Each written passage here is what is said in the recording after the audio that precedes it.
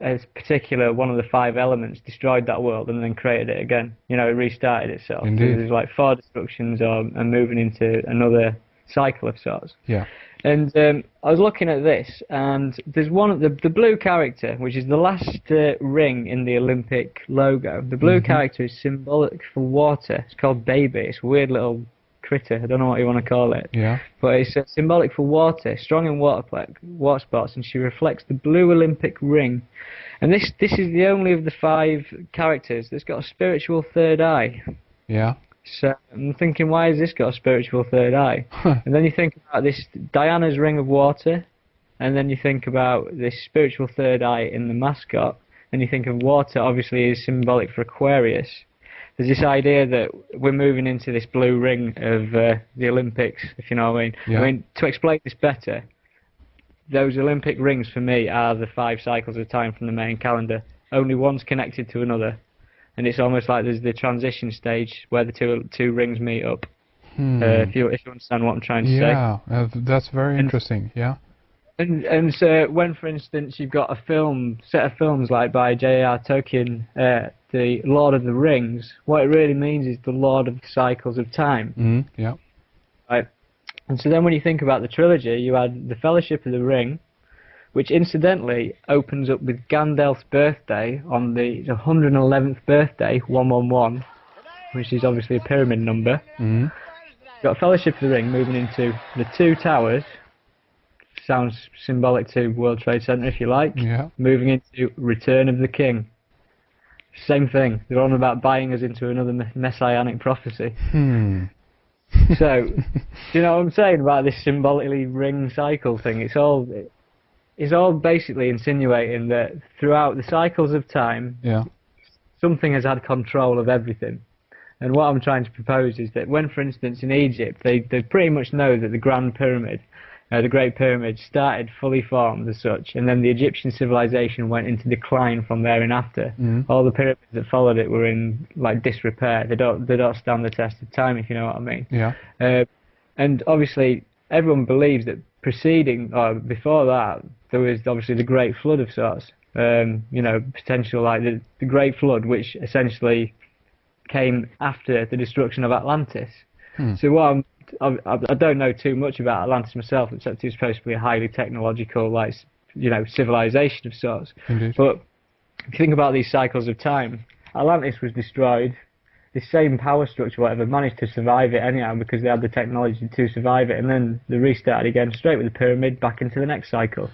Well, there you go, and I think that's an extremely interesting point because to some extent we can, I mean, to some extent we can say that we are in kind of, to some extent we can say that we are in kind of that technological advancement, as it were, right now, and we're also kind of approaching it. It's the speed up of the thing, and it's like, you know, we're going to be like at the peak of our, you know, civilization, as it were, or whatever you know we want to call it.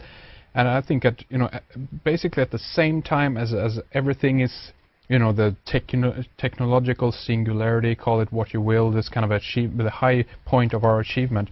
At the same time that we actually reach that pinnacle, we could potentially also kind of fall again, so to speak. And this could be a moment, and this might, you know, where we'll be around 2012. I don't know.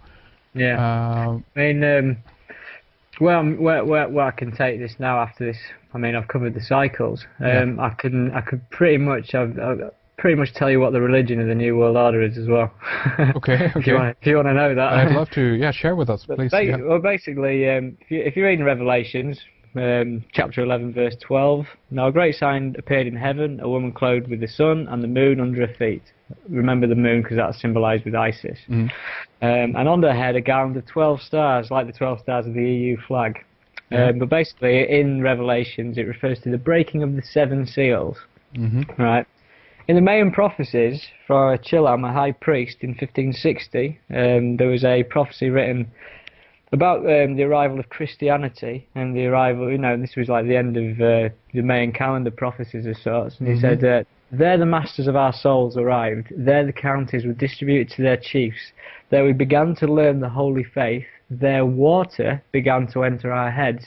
There were laid the foundations of the high church, the palace of God. there the principle of the 7 sacraments were founded. So 7 again, 7 seals in Revelation, 7 sacraments in the main prophecies. And I do Reiki, so I know what there's 7 of, and there's 7 chakras. 7 sacraments, 7 chakras, same word, same thing to me. Yeah. And as a confirmation of that, on my blog, there's some more deciphering of imagery. And if you have an issue of the UK passport from 1998, I think that's when mine was issued, there's an image of the rose, the thistle, and the daffodil, which are the flowers of England, Scotland, and Wales. But as I've said, these images have 2 meanings, and they have 2, you know, they have a duality. And this image that no one knows what it is, it's on a page called Reserved for Observations Only, with a number 11 on the page. It's basically showing a diagram of the chakra system. And you can correlate that because basically the heart chakra lines up with an image of a heart, and the solar plexus chakra aligns up with an image of a sun. So basically you've got this thing, but even more concerning, or not concerning, on the root chakra and the crown chakra, it's signed with a inverted pentagram. Really? So yeah, so you think about that, there's an inverted pentagram on your crown chakra and your root chakra. Now I don't know what that's symbolically saying, but it's obviously involving spiritualism. Yeah. And if this is in the UK passport, I mean, it's beyond me that our government have ever acknowledged the chakras. I've never known that in my entire life. Yeah.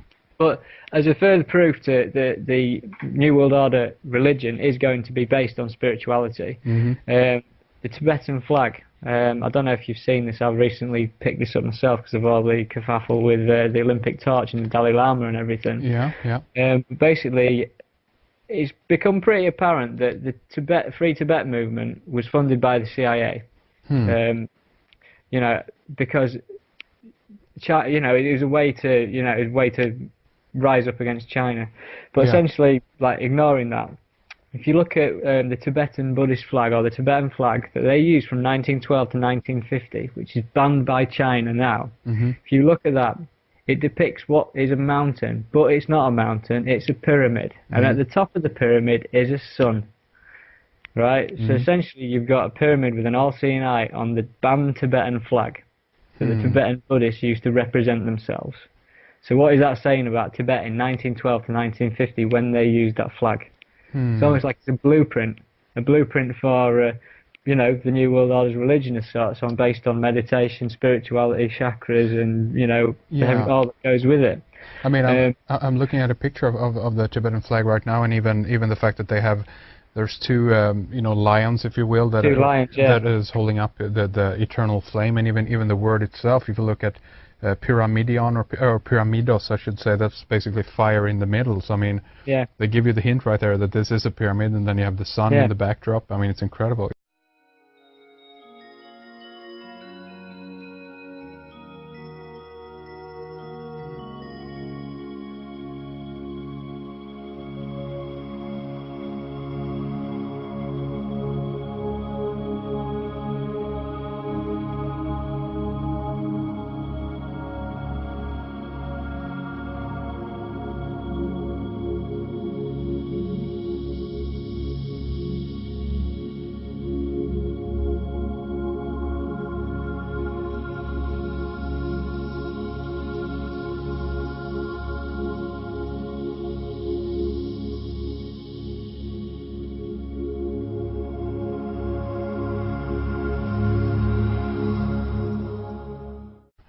Yeah, you see what I'm saying? Yeah, of course, yeah. So you've got this thing, and I've got a recent picture of the Dalai Lama sat giving a press conference, and his head was aligned perfectly with the back of that sun. And this is where I'm trying. This is where I'm moving to some weird stuff, because obviously this New World Order religion is basically still sun worship, but it's based on spiritual sun worship. It's going to combine Islam and Christianity. And it's through the emergence of ISIS and the resurrection of a sun god. This is how it's going to happen. Yeah. But the thing is, obviously, New Age talk, conspiracy theories, and all of this stuff that's put out there, these are low-level distractions and stuff. And obviously, the New Age spirituality movement, it's not a bad thing in itself, but essentially, if you look at where it probably started from something very different to what we expect.